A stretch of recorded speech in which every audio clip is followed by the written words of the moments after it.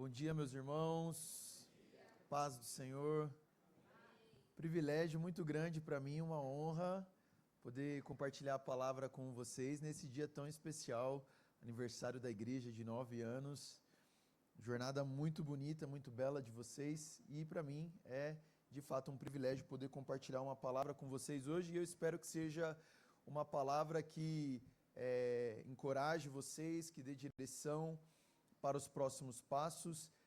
Eu tenho certeza que você vai ser muito abençoado nesta manhã. Amém? Você crê nisso?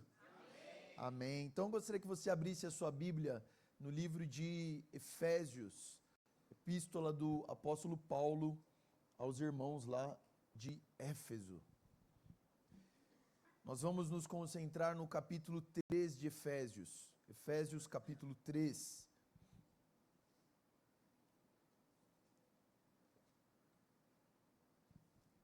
O título da minha mensagem de hoje é O Propósito da Igreja. Amém?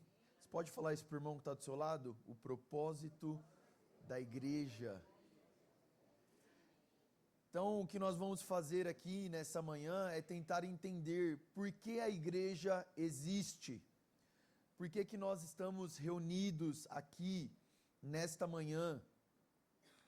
Se puder deixar aceso, melhor. Deixar todas acesas, que aí eu consigo olhar bem nos olhos. Eu não sei se você já parou para pensar nisso, mas teve um determinado dia onde você recebeu o Senhor Jesus como seu Salvador na sua vida, você converteu. Teve um determinado dia que você se tornou crente. Se você não fez isso ainda, hoje pode ser o seu dia. Mas você já parou para pensar por que você não se tornou crente e passou a viver a sua vida cristã ali sozinho? Por que nós, quando nos tornamos crentes, nós precisamos participar de uma igreja? Por que nós, quando somos cristãos, precisamos estar juntos com outros irmãos? Por que a gente não pode ser crente sozinho e ficar aí sem necessariamente frequentar nenhuma igreja? Por que é que Deus fez a igreja? Qual é o propósito da igreja? Por que nós devemos nos reunir como igreja? Irmão, o propósito aqui nessa manhã é dizer para você por que você precisa perseverar na igreja. E preste atenção, eu não estou falando simplesmente sobre você perseverar em Cristo Jesus. Você precisa perseverar em Cristo Jesus, amém? Mas o que eu estou dizendo nessa manhã é que você também precisa perseverar na igreja. É impossível você ser cristão sozinho. É impossível você ser crente isolado. Você precisa da igreja, porque o propósito de Deus para a igreja é algo grandioso que nós vamos ver aqui nesta manhã, por meio desse texto de Efésios capítulo 3. Vamos ler juntos Efésios capítulo 3, a partir do verso de número 1. Diz assim a palavra do Senhor: Por esta razão oro eu, Paulo, prisioneiro de Cristo Jesus, em favor de vocês, os gentios. Certamente vocês ouviram falar da responsabilidade imposta a mim em favor de vocês pela graça de Deus. Isto é, o mistério que me foi dado a conhecer por revelação, como já lhes escrevi em poucas palavras. Ao lerem isso, vocês poderão entender a minha compreensão do mistério de Cristo. Este mistério não foi dado a conhecer a homens de outras gerações, mas agora foi revelado pelo Espírito Santo aos santos apóstolos e profetas de Deus, significando que mediante o Evangelho os gentios são herdeiros com Israel, membros do mesmo corpo e coparticipantes da promessa em Cristo Jesus. Verso 7. Deste Evangelho me tornei ministro pelo dom da graça de Deus, a mim concedido pela operação do seu poder. Embora eu seja o menor dos menores de todos os santos, foi-me concedida esta graça de anunciar aos gentios as insondáveis riquezas de Cristo e esclarecer a todos a administração deste mistério que durante as épocas passadas foi mantido oculto em Deus que criou todas as coisas. Agora, muita atenção ao verso 10, que este é o nosso verso central aqui desta passagem, tá? A intenção dessa graça era que agora, por intermédio, mediante a igreja, a multiforme sabedoria de Deus se tornasse conhecida dos poderes e autoridades nas regiões celestiais, de acordo com o seu eterno plano que ele realizou em Cristo Jesus, nosso Senhor, por intermédio de quem temos livre acesso a Deus em confiança pela fé nele. Portanto, peço-lhes que não desanimem por causa das minhas tribulações em seu favor, pois elas são uma glória para vocês. Amém, meu irmão? Esta é a palavra do Senhor. Eu gostaria de convidar você a fechar os seus olhos mais uma vez.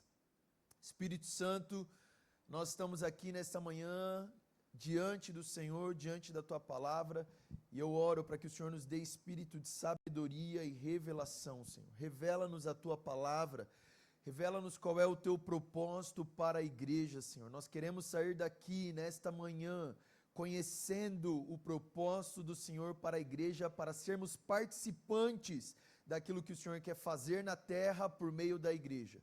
É o que nós te pedimos em nome de Jesus. Amém. Irmãos, essa passagem é uma passagem longa, nós não vamos analisar todos os detalhes dessa passagem. E antes de entrar na passagem, eu quero dar um contexto para você do livro de Efésios e por que Paulo está escrevendo. Essa igreja aqui em Éfeso, ela foi fundada por alguns irmãos ali em Atos capítulo 19, 17, 18, 19, vai mostrar a fundação ali da igreja em Éfeso. E Paulo foi um dos irmãos que ajudou a plantar essa igreja ali em Éfeso. O que acontece? Éfeso era uma cidade muito mística. Existia ali muita bruxaria, existia muito ocultismo. Na cidade de Éfeso tinha um templo para uma deusa chamada Ártemis, onde as pessoas eram devotas a essa deusa. Éfeso era uma cidade onde as pessoas elas tinham muito medo dos espíritos deste mundo. Eles tinham muito medo dos principados e potestades, os espíritos malignos que atuavam ali na cidade em Éfeso. Era uma cidade que era um grande centro comercial, mas um grande centro religioso. E quando Paulo foi pregar lá na cidade de Éfeso, acontece um avivamento ali naquela cidade. E os irmãos daquela cidade pegam os livros de bruxaria que eles tinham e a conversão deles a Cristo foi tão forte que eles queimam esses livros de bruxaria. Irmão, preste atenção. Ter um livro naquela época não era a mesma coisa de ter um livro hoje. Hoje eu tenho quase certeza aqui que a maioria de vocês tem um livro na sua casa.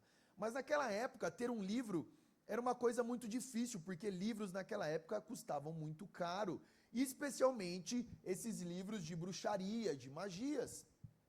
E a quantidade de livros que eles queimaram ali em Éfeso, quando eles converteram, é aproximadamente um valor de 5 milhões de reais em livros de bruxaria queimados ali em Éfeso.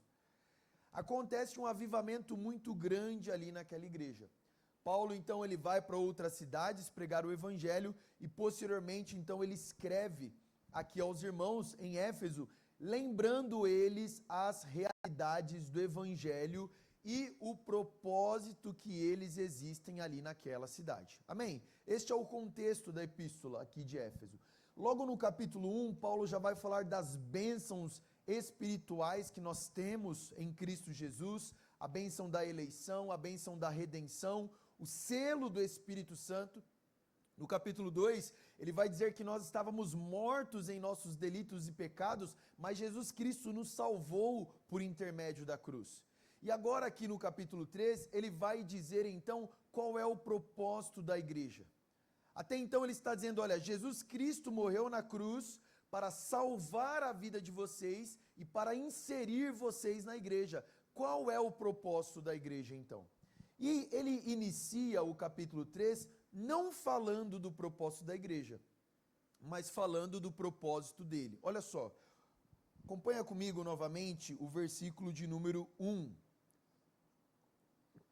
Por esta razão oro, eu, Paulo, prisioneiro de Cristo Jesus, em favor de vocês, gentios. Certamente vocês ouviram falar da responsabilidade a mim imposta em favor de vocês. Irmãos, a primeira coisa que eu quero dizer nessa mensagem é falar um pouco sobre o apóstolo Paulo. No momento onde Paulo escreve essa epístola aos irmãos em Éfeso, ele está preso. Não vou perguntar se alguém aqui já foi preso, para não expor ninguém. Mas Paulo aqui, ele está preso, e talvez diferente do motivo de que talvez alguém tenha sido preso, a razão da prisão de Paulo aqui não é necessariamente porque ele cometeu um crime. A razão da prisão de Paulo é porque ele estava pregando o evangelho. Paulo foi preso por pregar o evangelho, e é nessa condição que Paulo está aqui. Ele está escrevendo a partir da cadeia, uma prisão romana. E ele está lá justamente por causa desses irmãos em Éfeso. Por quê? Porque ele pregou para aqueles irmãos em Éfeso. Ele evangelizou aqueles irmãos em Éfeso. E por causa disso, ele foi lançado na cadeia. Então, este é o contexto onde Paulo está. E ele está neste lugar e ele está dizendo, olha, eu oro por vocês, mesmo estando aqui na cadeia, eu vou continuar servindo a Deus. Amém, meus irmãos? E aí olha o que ele diz, no verso 2, certamente vocês ouviram falar do quê? Da responsabilidade. Eu gosto dessa versão aqui, olha, responsabilidade imposta a mim. Irmãos, havia sobre o apóstolo Paulo uma responsabilidade, e olha a palavra que ele usa, uma responsabilidade imposta a mim. Este apóstolo Paulo é o mesmo que ali em 1 Coríntios capítulo 9, o que ele diz? Ai de mim se não pregar o evangelho.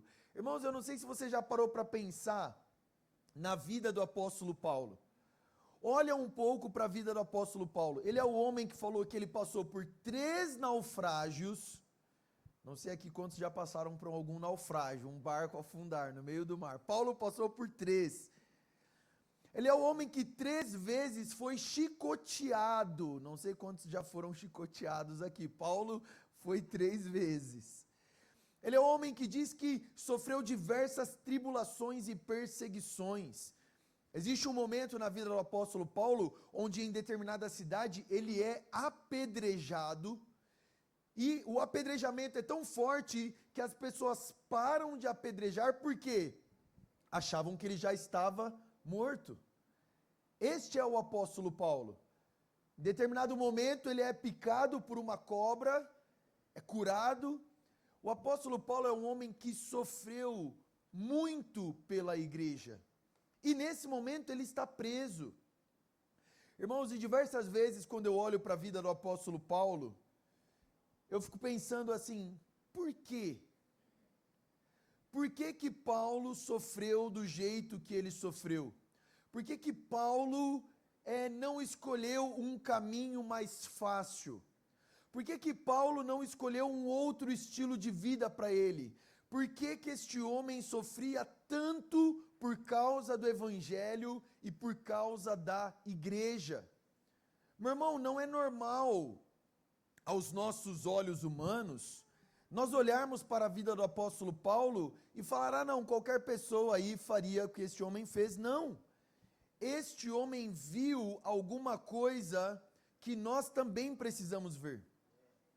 Este homem, ele entendeu alguma coisa que nós também precisamos entender. Irmãos, quantas vezes nós, por muito menos, deixamos de perseverar na igreja? Quantas vezes nós, por muito menos, deixamos de insistir com os nossos irmãos? E aqui nós estamos olhando para a vida do apóstolo Paulo, ele está preso por causa do evangelho. Meu irmão, a primeira pergunta que nós devemos nos fazer e pedir para o Espírito Santo sondar o nosso coração: será que eu teria essa coragem de ser até mesmo preso por pregar o evangelho de Cristo Jesus? Você precisa pensar nisso. Será que de fato eu entendi o que é esta mensagem, a ponto de dar tudo o que eu tenho por esta mensagem? E aí Paulo aqui, ele define a missão dele, olha só, em fazer conhecido, no verso 8, embora eu seja o menor de todos os santos, foi-me concedida a graça de anunciar aos gentios as insondáveis riquezas de Cristo. Esta era a missão do apóstolo Paulo: anunciar às nações as insondáveis riquezas de Cristo. Agora, Paulo, por que você faz o que faz? Por que você se esforça tanto pela igreja? E olha o que ele diz, e esse é o nosso ponto central que eu quero, a partir de agora, destrinchar com você. No verso 9, esclarecer a todos a administração deste mistério, que durante as épocas passadas foi mantido oculto em Deus, que criou todas as coisas. Verso 10, preste atenção, olha o que ele diz: a intenção desta graça, ou seja, o objetivo da graça de Deus qual era? Que agora, mediante a quem, irmãos? Por intermédio de quem? Da igreja. Manifestar a multiforme sabedoria de Deus a principados e potestades nas regiões celestiais. Amém, irmão? O propósito da igreja, eu quero que você entenda isso. O objetivo deste ajuntamento aqui, por que você veio aqui hoje? Por que a igreja Novo Tempo já tem 9 anos de existência? Por que vocês existem aqui juntos? Por que nós temos aquelas tantas atividades? Terça-feira, reunião de oração. Quarta-feira à noite, reunião de adoração. Reunião de homens, encontro das mulheres. Irmãos, a pergunta é: por que vocês estão fazendo todas essas coisas? Por que você veio aqui nesta manhã? E a resposta é: não é simplesmente para nós nos sentirmos bem. Nos sentirmos bem é muito bom. A resposta não é: ah não, porque eu preciso mudar de vida. Mudar de vida é muito bom, mas o propósito é muito maior do que isso. Vai muito além disso, irmãos. Talvez você, preste muita atenção nisso. Talvez você ainda não descobriu isso. Mas isso aqui, olha, chamado igreja, é a força mais poderosa do universo. Isso aqui é a instituição mais poderosa do universo. Paulo está dizendo o seguinte aqui neste versículo 10. A intenção dessa graça de Deus era que por meio da igreja, a multiforme sabedoria de Deus fosse manifestada a quem? Principados e potestades. Vamos entender o que Paulo está querendo dizer aqui. Primeira coisa, principados e potestades, irmãos. O que são principados e potestades? Principados e potestades são seres espirituais, preste atenção. Principados e potestades são seres espirituais com autoridade e influência nas regiões celestiais. Principados e potestades vai abranger tanto anjos fiéis que servem a Deus, quanto seres caídos e demoníacos que se opõem a Deus e que se opõem ao povo de Deus. Estes seres, principados e potestades, eles atuam nos bastidores da história. O que significa bastidores da história, irmãos? a gente não consegue ver principados e potestades, mas eles estão atuando. A gente não consegue ver, mas principados e potestades, seres celestiais, anjos e demônios estão agindo na história. Eles influenciam governos, influenciam cidades, influenciam pessoas, tanto para o bem quanto para o mal. Isso é real, meu irmão. Seres espirituais, anjos e demônios existem, influenciam, colocam ideias, pensamentos, direcionam pessoas para o bem ou para o mal. A Bíblia fala constantemente de anjos e demônios, principados e potestades, seres celestiais. Olha só, vai comigo em 1 Pedro, capítulo de número 1. Olha o que Pedro fala sobre anjos. 1 Pedro, capítulo 1. Vamos ler a partir do verso 10.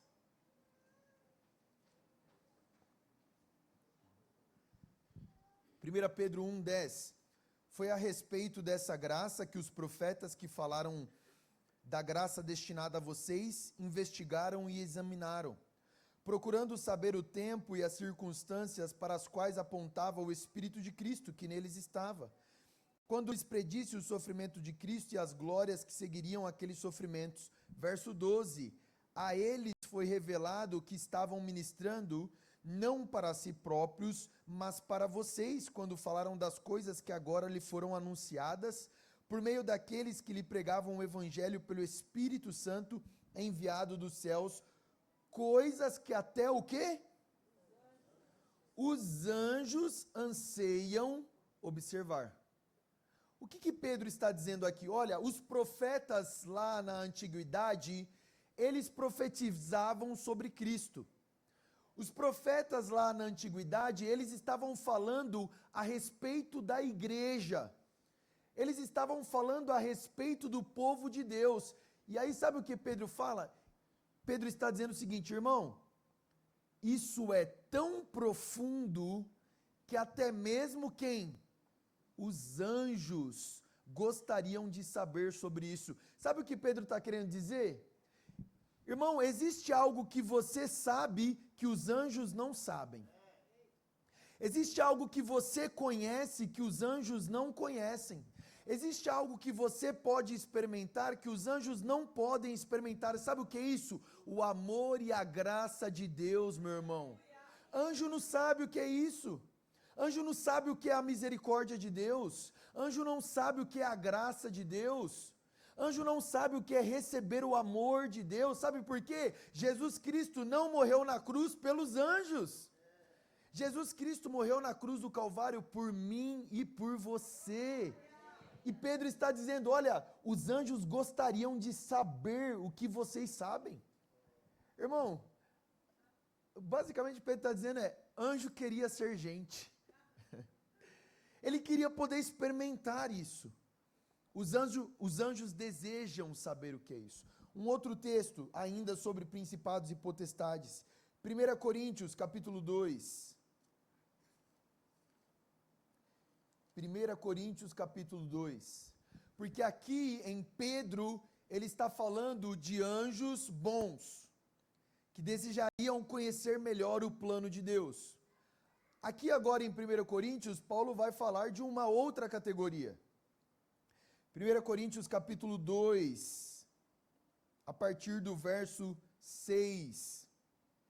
Entretanto, falamos de sabedoria entre os que têm maturidade, mas não da sabedoria desta era, ou dos poderosos desta era, que estão sendo reduzidos a nada.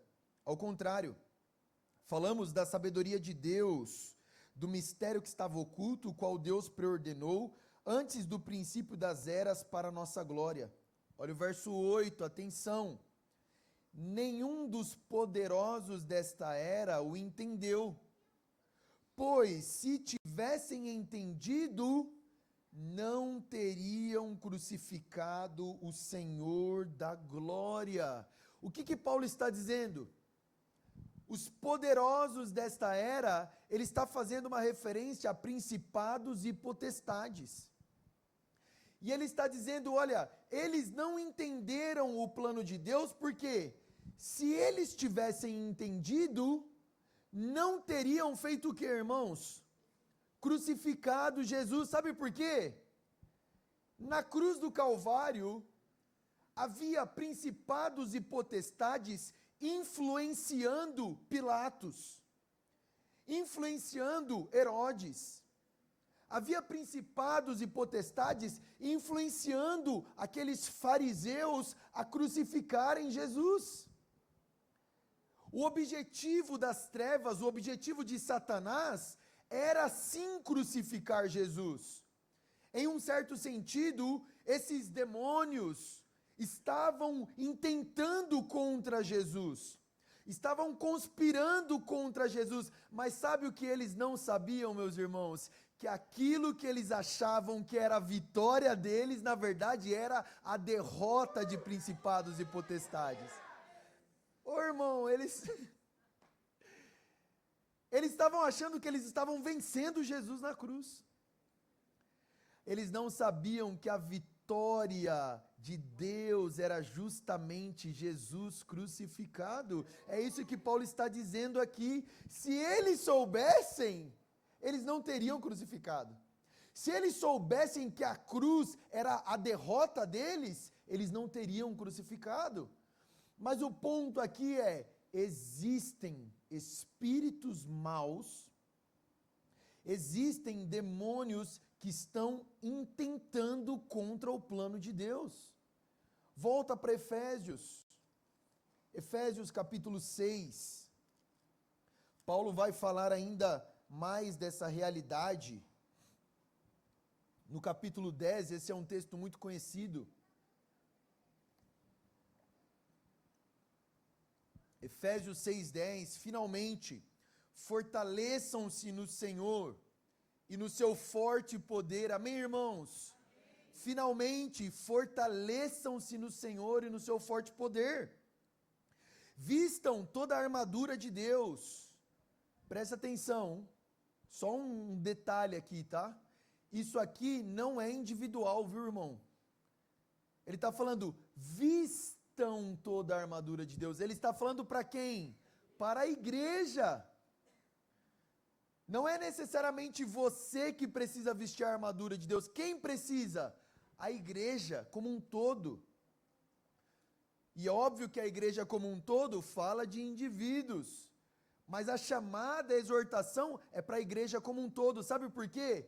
Se você se vestir da armadura de Deus, mas o seu irmão não, a igreja vai ser prejudicada. Irmão, preste atenção nisso.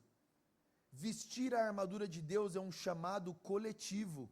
Não adianta um irmão se vestir da armadura de Deus e o outro irmão não se vestir, sabe por quê? Porque senão a igreja vai ser atingida.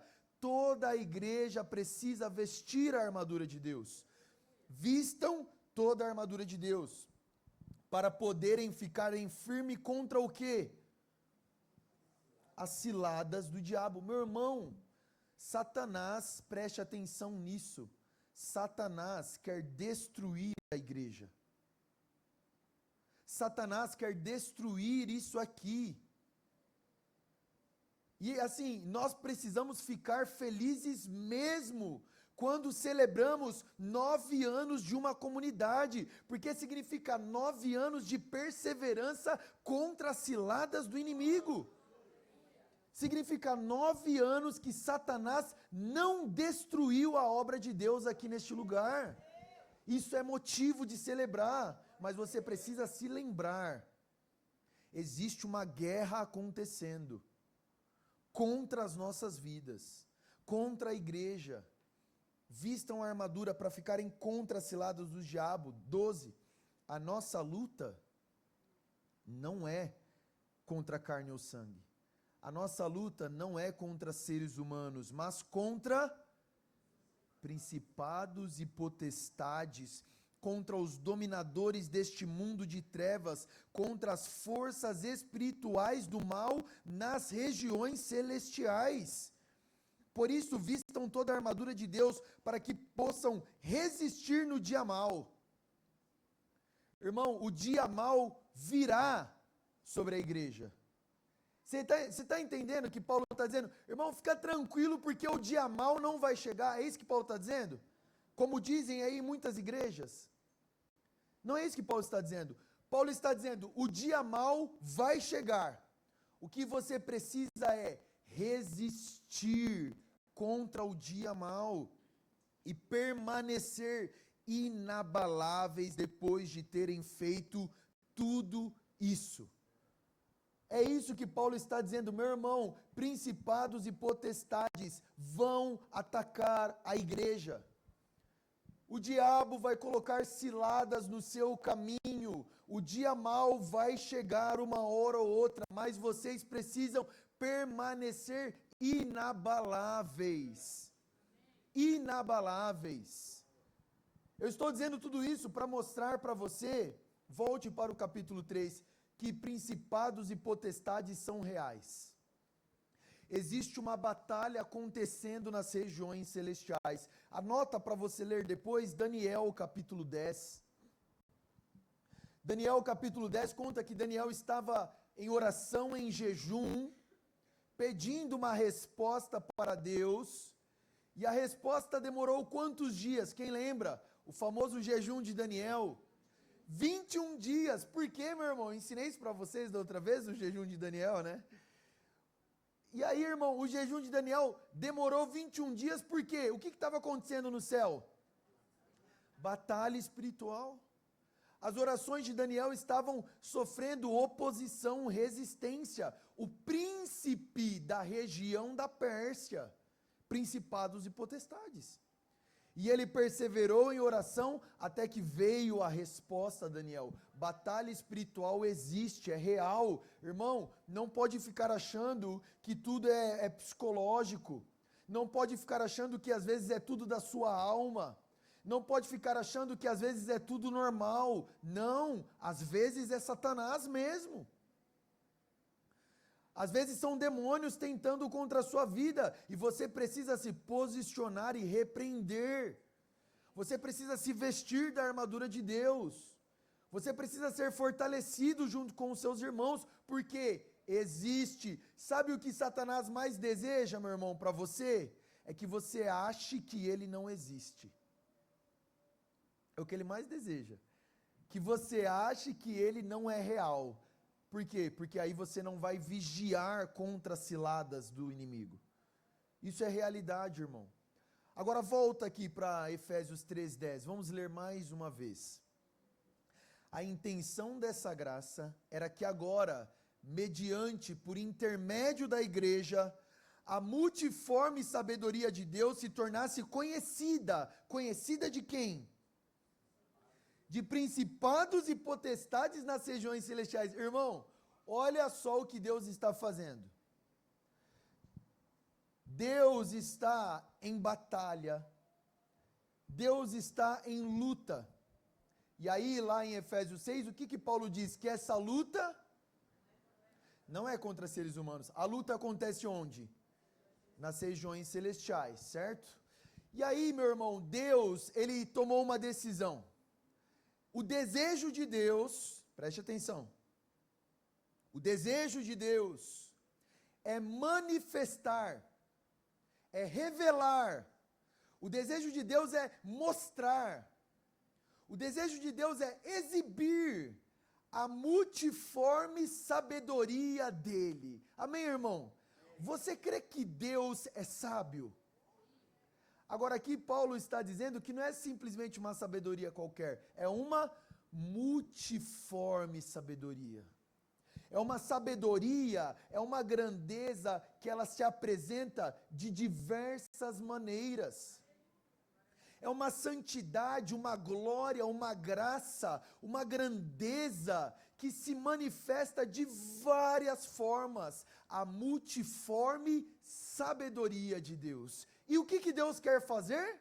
Mostrar, revelar, exibir a grandeza dele, a sabedoria dele, a beleza dele. Ele quer mostrar isso. Para quem? Principados e potestades. Ele quer esfregar na cara de principados e potestades o quanto ele é grande, o quanto ele é sábio, o quanto ele é maravilhoso. É isso que Deus quer fazer. Mostrar nas regiões celestiais que ele é superior a anjos e demônios. É isso que Deus deseja fazer. Amém, meu irmão? Isso é bom demais, fala sério. Isso é grande demais. Deus vai manifestar todo o poder, graça, sabedoria, beleza, grandeza dele. Um dia ele vai mostrar isso para principados e potestades. E olha, quando ele mostra isso para principados e potestades, nas regiões celestiais, o que também vai ser afetado? A terra. A terra vai ser afetada. Quando principados e potestades reconhecem a grandeza de Deus, o que também é afetado? A terra. Eu sempre esqueço, aqui a gente está em São Bernardo, Santo André, São Bernardo. Sabe o que Deus quer fazer? Mostrar para os principados e potestades da cidade de São Bernardo o quanto ele é maravilhoso. E o dia que ele mostrar essa beleza para principados e potestades, sabe o que vai acontecer com essa cidade? Essa cidade vai ser transformada. Porque principados e potestades exercem influência sobre uma cidade. E eles precisam ver a glória de Deus para que a cidade seja transformada. Isso tudo é maravilhoso. Amém, irmão? Amém. Ai, meu irmão. Só tem um problema. Sabe como ele vai fazer isso? Ele não vai descer do céu para enfrentar principados e potestades, não. Ele não vai sair lá do trono dele para confrontar anjos e demônios, não. Ele não vai vir aqui na terra para mostrar para principados e potestades o quanto ele é grande, não. Ele não vai mostrar um sinal maravilhoso no céu para mostrar o quanto ele é grande, não. Ele não vai trovejar lá do trono dele e dizer, eu sou o maravilhoso. Principados e potestades, vejam como eu sou grande. Não. A irmã já falou ali, dando risada, é por meio de nós. Exatamente, meu irmão. Olha o que o versículo 10 está dizendo. A intenção dessa graça era que agora, mediante o quê? A igreja. Como é que Deus vai manifestar a multiforme sabedoria dele para principados e potestades, irmão? Por meio da igreja. Por meio deste povo aqui reunido. O que isso significa, meu irmão? Isso significa que principados e potestades devem olhar para essa comunidade Novo Tempo e falar, Deus é grande. Isso significa que principados e potestades devem olhar para esse grupo de pessoas e falar, Deus é sábio, Deus é poderoso. E sabe por quê, irmão? Por quê? Botar esse tanto de gente aqui, diferente um do outro, com personalidades diferentes, às vezes cultura diferente, que pensa diferente, idades diferentes, costumes diferentes, cultura diferente, colocar um que tem mais dinheiro, outro que tem menos dinheiro, tudo junto aqui, e colocar esse povo para amar uns aos outros e dar a vida uns pelos outros, só pode ser Deus fazendo um negócio desse. Que povo na terra consegue fazer isso, gente? Olha o mundo aí como tá. Olha o Brasil como tá. O Brasil tá rachado, o Brasil tá dividido. O Brasil tá em guerra. As pessoas estão se odiando aí fora. Um pensa, um acha que tem que votar nesse, outro acha que tem que votar nesse. Divisão. Irmãos, o Brasil está caótico. O povo está dividido. E aí agora, meu irmão, por meio da igreja, a sabedoria de Deus precisa ser revelada. Meu irmão, sejamos sinceros aqui. Isso aqui, olha, não é fácil não. Quando a gente fala de igreja caseira, de amar uns aos outros, irmão, você precisa falar com o irmão lá, que você ofendeu ele, você precisa pedir perdão. Não, eu não. Se ele quiser, ele que venha falar comigo. Irmão, você precisa lá receber o teu irmão. Mas aquele irmão é muito chato. Nossa. Mas eu não gosto do jeito daquele irmão. Aquele irmão isso, aquele irmão aquilo. Irmão, é justamente neste lugar das diferenças. Lembra, multiforme. Não pode ser todo mundo igual não, sabe por quê? Porque senão não é multiforme. É a multiforme sabedoria de Deus que pega um lá do sul e coloca junto com um do norte, que pega um de 60 anos e coloca com um de 15 anos para conviver junto. E o que Jesus disse? O mundo vai conhecer que vocês são meus discípulos quando? Quando vocês amarem uns aos outros. A multiforme sabedoria de Deus, principados e potestades vão olhar para a igreja e vão dizer, como eles conseguem se amar tanto? Como eles conseguem entregar a vida um pelo outro? Como eles conseguem viver a obra da cruz e do evangelho? Irmãos, presta atenção nisso. Principados e potestades vão olhar para a igreja e dizer, aquele povo ali é muito parecido com Jesus. Aqueles irmãos ali, eles se parecem muito com Jesus. Lembra que eu disse que a cruz foi a destruição de principados e potestades, que eles achavam que estavam ganhando? E na verdade aquilo é a derrota deles. Com a igreja a mesma coisa. Satanás vai começar a semear discórdia entre os irmãos. Satanás vai começar a semear inimizade, falta de perdão, rancor, amargura, ressentimento. E aí vai começar aquela briga, e aí ele vai pensar, estou ganhando. Mas é justamente nesse momento que perdão, amor, misericórdia, reconciliação acontece, meu irmão. E essa é a derrota de principados e potestades. Não é por meio dos governos, não é por meio de ONGs, não é por meio da ONU, não é por meio da Unicef, não é por meio de nenhuma instituição do mundo, é por meio da igreja que a glória de Deus vai ser conhecida entre as nações. Nós temos uma missão, meu irmão. Olha o que Paulo fala no capítulo 4, olha só. Capítulo 4, verso 1. Como prisioneiro no Senhor, rogo-lhes. Paulo está dizendo, eu imploro a vocês, meu irmão. Eu imploro a vocês, novo tempo, rogo-lhes, que vivam então de maneira digna do chamado que vocês receberam.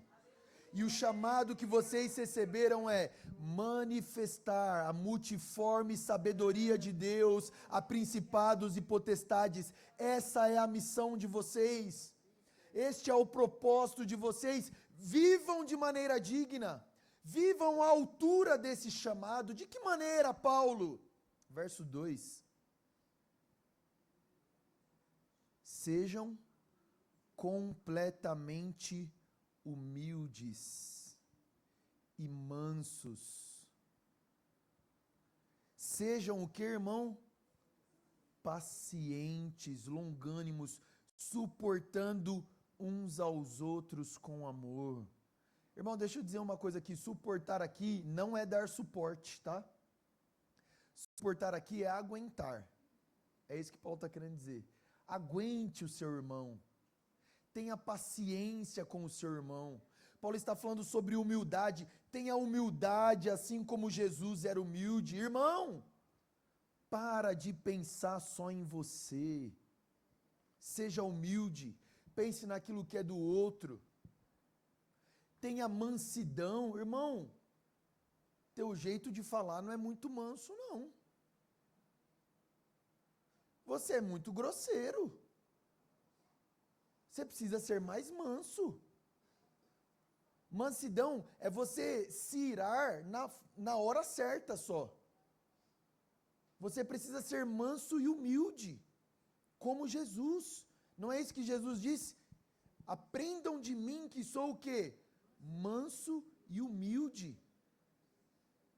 A sua presença, irmão, ela transparece mansidão? Ou você sempre está de cara fechada, rabugento, amargurado com a vida? Sempre está tudo ruim para você? Você sempre está reclamando, amargurado, murmurando o tempo inteiro? Irmão, seja humilde, seja manso, seja como Jesus. Olhe para a beleza da vida, para a beleza do Evangelho, viva a vida com leveza. Tende em vós o mesmo sentimento que houve em Cristo Jesus, que mesmo sendo Deus, não se apegou ao fato de ser como Deus, mas antes se esvaziou, se humilhou, foi obediente, foi servo, foi o escravo, lavou os pés dos discípulos. Não considere apenas as suas coisas, considere o outro maior do que a si mesmo. Seja manso e humilde como Jesus. Paulo completa, tenha paciência. Tenha paciência com aquele irmão que é mais fraco. Tenha paciência com aquele irmão que é imaturo. Tenha paciência com aquele irmão que é meio chato. Gente, existe. Você sabe. Talvez é você. Talvez nem é o irmão. Tenha paciência. Olha o que Paulo diz. Suportem uns aos outros, aguenta o seu irmão. Não é dar suporte não, aqui é de aguentar mesmo. E Paulo está dizendo, por quê? Porque nós temos uma missão. Nós temos um propósito, manifestar a multiforme sabedoria de Deus a principados e potestades. Verso 3, olha o verso 3, irmão, do capítulo 4. Façam o quê?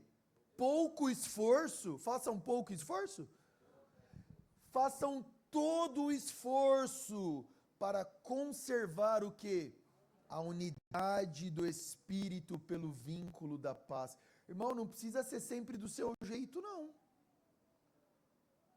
Faça o esforço para manter a unidade. Não, irmão, tudo bem, eu abro mão do meu jeito, vamos fazer do jeito que você está falando. Eu estou fazendo o esforço para manter a unidade. Meu irmão, você está mais de um mês com um problema para resolver com o teu irmão e você não foi ainda. Não sou profeta não, tá? É que eu tenho com a certeza que deve ter algum caso aí. Façam todo o esforço, vai resolver. Vai atrás do seu irmão. Busque reconciliar. E ó, deixa eu fazer um adendo aqui, gente. Marido e mulher também são irmão em Cristo, viu?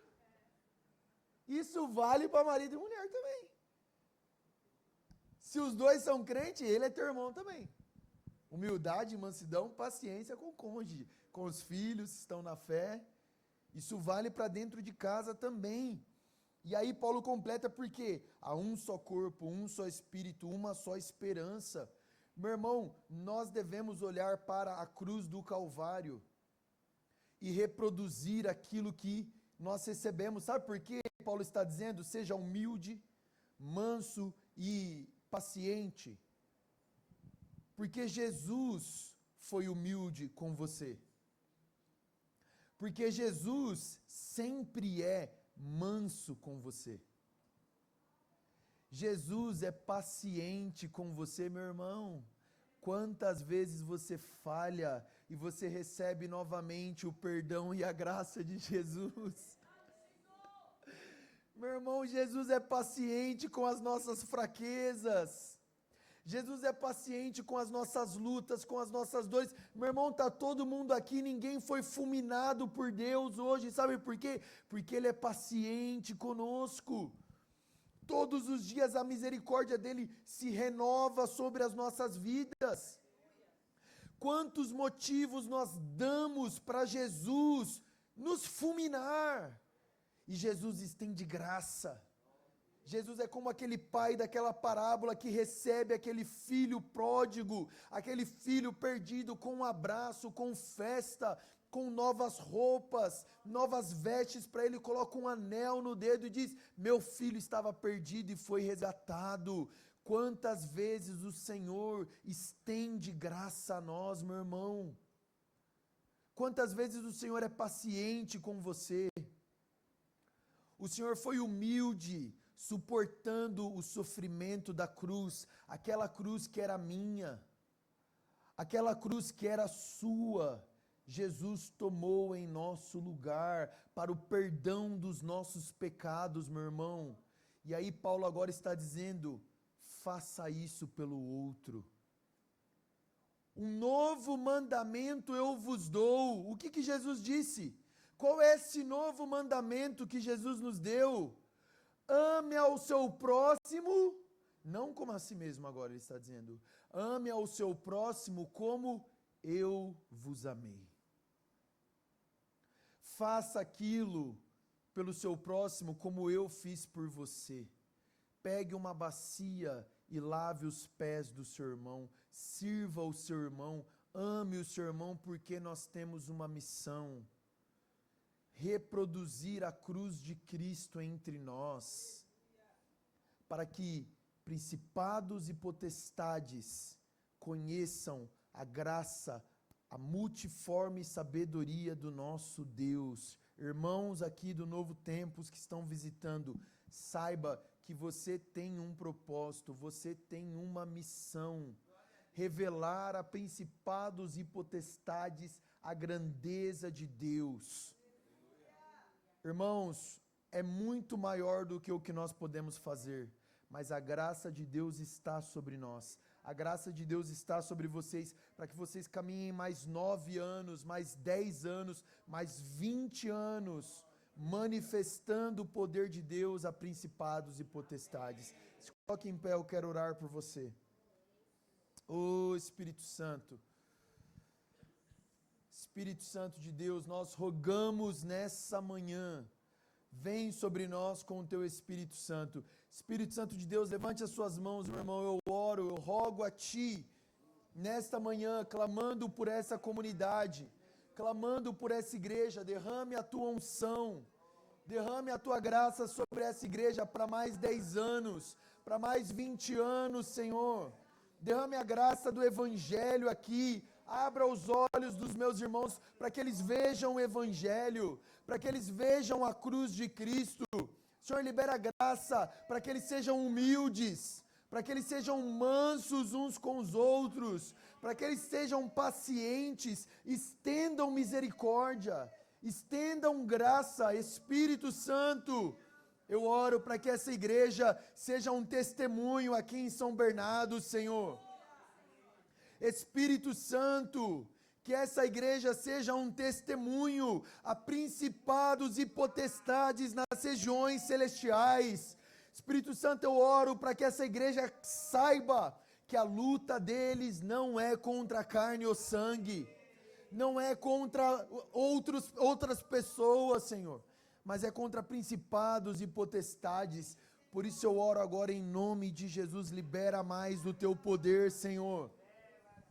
Empodera essa igreja, derrama o teu espírito, espírito de poder, espírito de força, espírito de fortaleza, derrama agora sobre esta comunidade, Senhor, fortalecendo eles para mais 10 anos, testemunhando o Evangelho, Senhor. Em nome de Jesus, fortaleça os meus irmãos. Eu oro para que haja todo o esforço para que o vínculo da paz, a unidade, Senhor, seja gerada aqui nessa comunidade. Pai, em nome de Jesus, nós nos levantamos contra toda seta do inimigo, contra essa comunidade.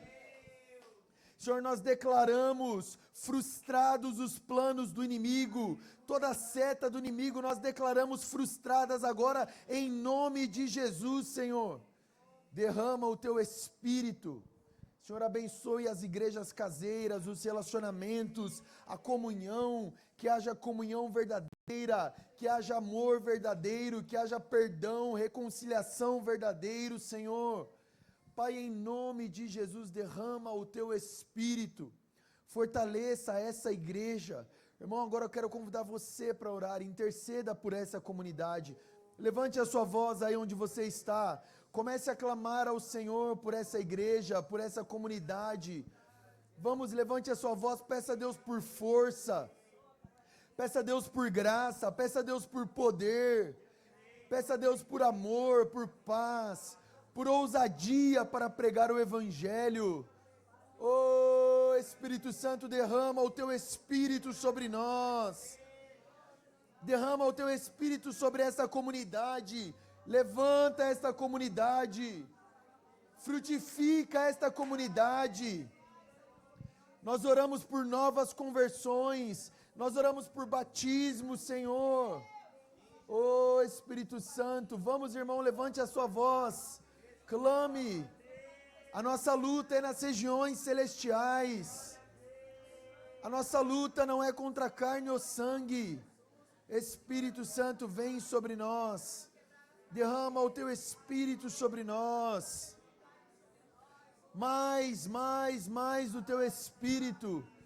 Vem sobre os céus desta cidade.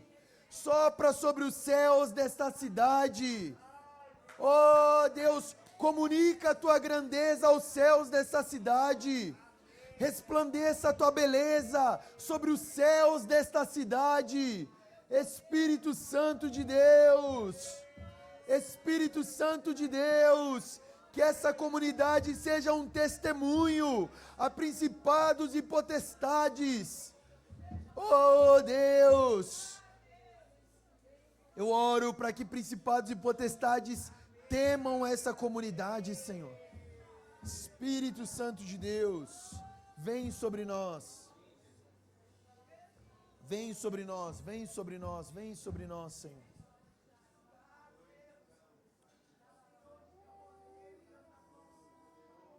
Sim, Senhor.